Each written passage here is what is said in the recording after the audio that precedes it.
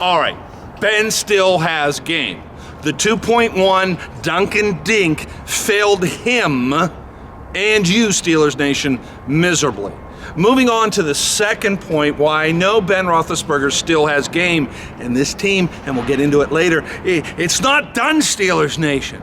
Don't lose hope. A few Kevin Colbert's got to stay in Pittsburgh. He's a genius. The second thing that dead in Ben Roethlisberger this year, okay, is the lack of that run game. Now, I know a lot of you never played the game. You love the game, okay? I'm going to defer to Mike here now because he's going to explain some things to you that, well, if things had been done differently with this running game, and not even personnel-wise, scheme-wise. So, Mike, we're going to go, I want you to explain three different things, okay? First of all, the wraparound sidecar handoff, this running game the Steelers had. Secondly, that juxtaposed to the RPOs that have become famous over the last couple of years. Then, of course, Mike, as you and I said from Game 3, play action. So if you can take the viewers through, okay, the sidecar, which what they did all year. To me, that's a mix-up. You know, you want that.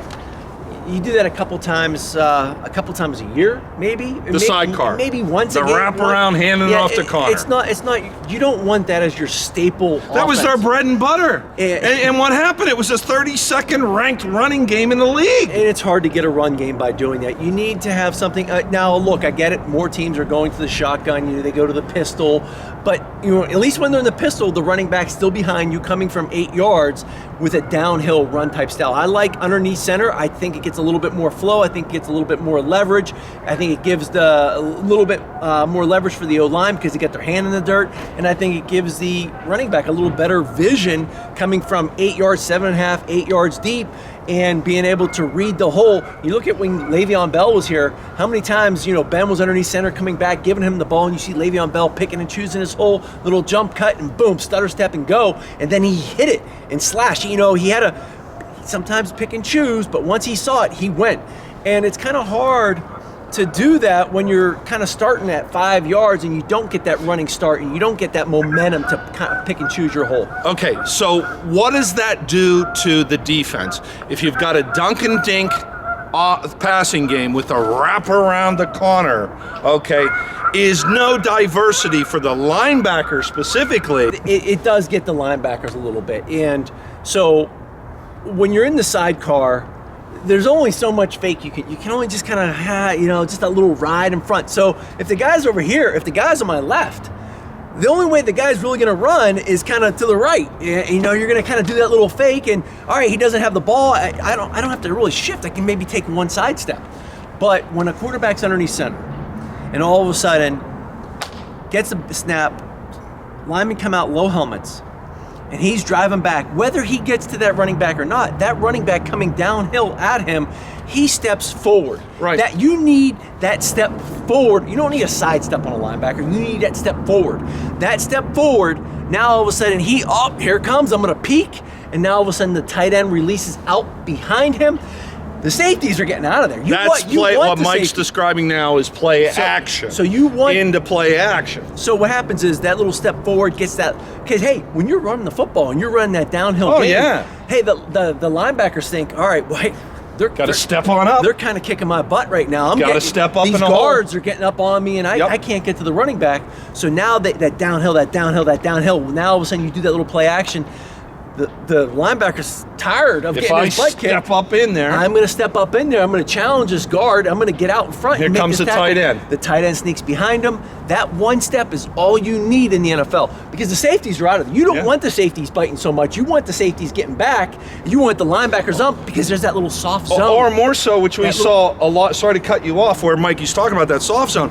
Not only tight end, but we've seen Juju do it successfully and the slot receiver. at slot at 8 yards deep. So if you've got the play action coming, the linebacker is flying up in there because he's getting his butt kicked, as Mikey said, by the guard and a fullback and a running back. There goes Juju at 8. Yeah. All of a sudden, 22-yard pickup. Well, that's what they want. You know, the linebackers usually set at 4 to 6 yards, depending on down and distance. How much play action did you see out of your Steelers this year? Well, they were dead last, but you get that play action in. And now dead last led to dead last in rushing as well. Yeah, but you get down in distance. Say down in distance dictates the linebackers to be set at 4 yards. You get that play action pass. He steps up to 3 yards. Now you slip in that tight end behind him. That soft spot is typically 10 to 12 to 18 to 20 yards. That 12 to 18 yard zone. So now that linebacker's at 3. That the tight end can kind of build up to that 12 yard, and the safeties are getting out of there, and you can get that little deep cross up to about 17, 18 yards on the opposite side of the field on the numbers. There's different landmarks. We have routes. Get to the opposite numbers at 18 yards, at 16 yards. Get 2 yards outside the hash at 16 yards on play action pass. You turn around, you show low helmet, you get down as a quarterback. Peyton Manning gets down low, all those guys. Show that hard run, get those linebackers coming up, and you kind of come up and you're taught to learn, in some plays, you're taught to just turn and fire to the spot. Your job is to trust the play action pass and have your receiver at 18 yards, 2 yards outside the hash. And there was times when it's tough to see things and you're just trusting that receiver's there, or you're throwing it, and it's his job to get to that point. It's your job to throw it there. So that play action pass helps a lot, and just puts the defense into a bind. Hey, are they going to run it? They're going to throw it? What are they? You got them running side to side. You got them running vertical. You want them confused as much as you can. And when you line up at 5 wide, there's only one thing you can do, and that's throw the football. Right. So therefore, what I'm trying to tell you, kitty cats out there, is Ben Roethlisberger still has games. They did him no favors with this wraparound run game this year. So we talked about the wraparound. Mike talked about play action. Yes, sir. Now, if Ben Roethlisberger had the mobility that he did when he was younger, okay, and he's not Lamar Jackson, but who's very similar to him? I think Josh Allen is very similar to a young Ben Roethlisberger. If Josh Allen is in at 5 wide, okay, there's 2 things he can do. He can throw it and he can run it. Ben can't run it anymore. He's not going to run it anymore. He's too old, he's too big, and he's too slow. But he can still get under center. So when teams play Josh Allen or Lamar Jackson and they're 5 wide, teams know, okay, most likely he's going to throw it, but I have to spy this quarterback. I can't just go drop to my zone.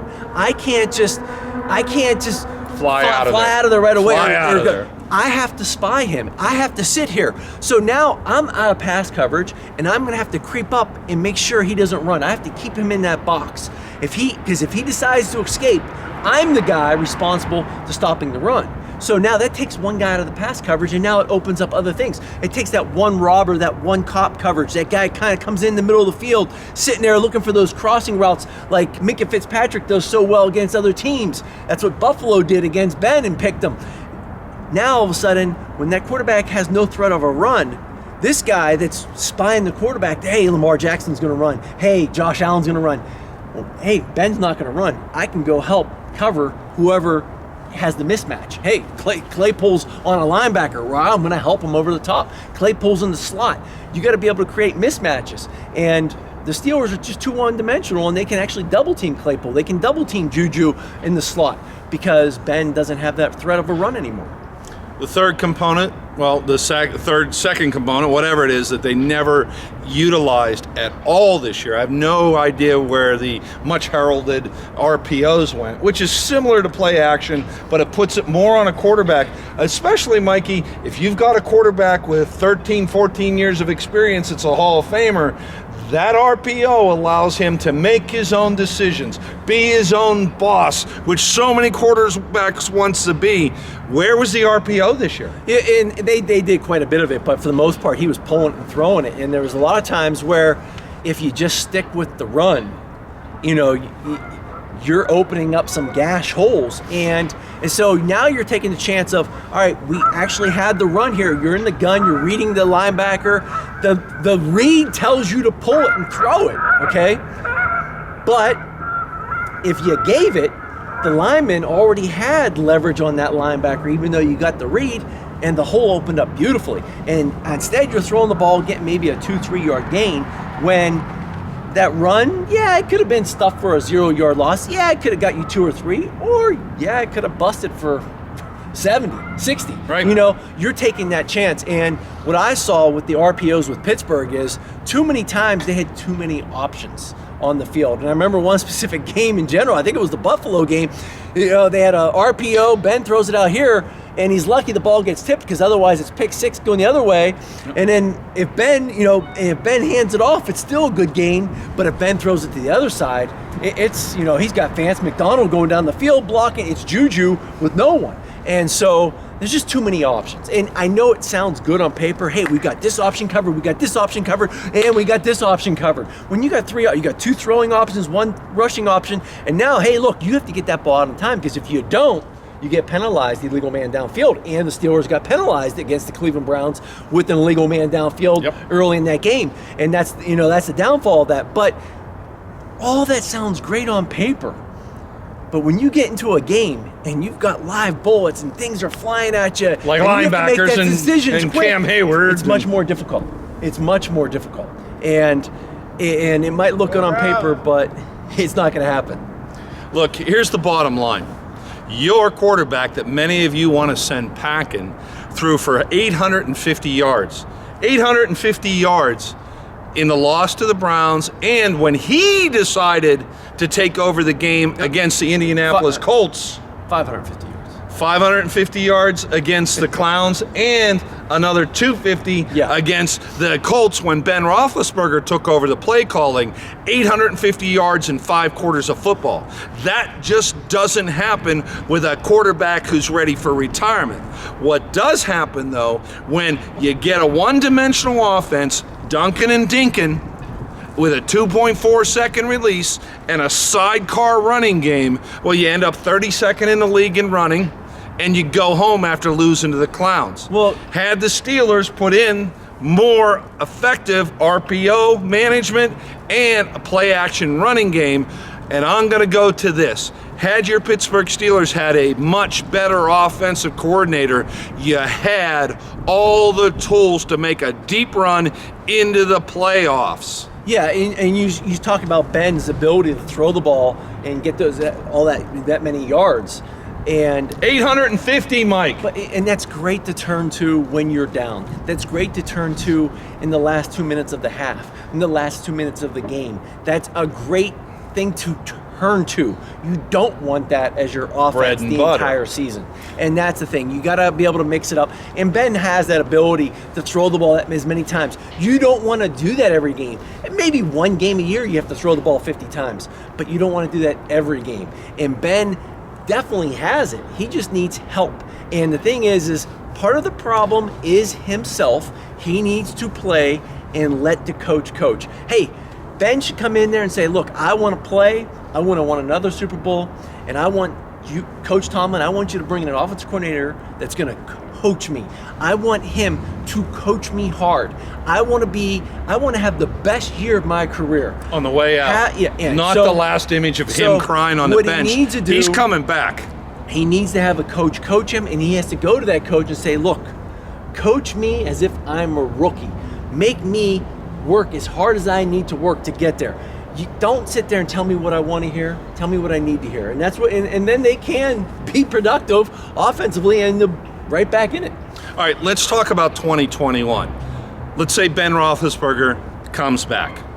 He has the ability. You better renegotiate that contract. Well, that's another segment we're going to get into after that, is that salary cap hit, how the Steelers will do that with a 4-year contract, 3 years of it dummy money.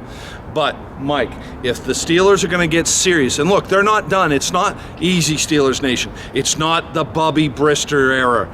Don't worry, there are not dark days in Pittsburgh. Huh? They are all this week. The Titanic's going down. Trust in this Steelers organization. Trust in the scouting department that finds you DeCastro, that finds you Claypool, that finds you Devin Bush, Mr. Watt, the Badger, all these great players that your scouting department and Kevin Colbert bring you. Kevin the Bulldozer Dotson, what a surprise this year. Trust that your Steelers are going to get this team on track. Who knows what they pick up in the draft? We'll get into that later too. Let's go back to the offense, and Ben, let's assume he's coming back next year. Mike, what do you do with this offense in 2021 to get to the Super Bowl in Montreal? Isn't that where the Super Bowl is next year, Montreal? I don't know. You have to go out and get an offensive-minded coach, an offensive coordinator, and one that is it utilizes the run game. Get back to they call it Steeler football. Well, for the past 10 years, all I've seen is just throwing the ball so much, and more so in the most recent years. So get back to a young offensive-minded guy that's going to come in here. Bring in Ben. Say, Ben, do you want to play? Do you want to come back? You still got it. We think you still got it. Do you want to play? All right, first we're going to renegotiate that contract so we can kind of get some other players in here to help you out. But okay, now we're going to go out and get an offensive-minded guy.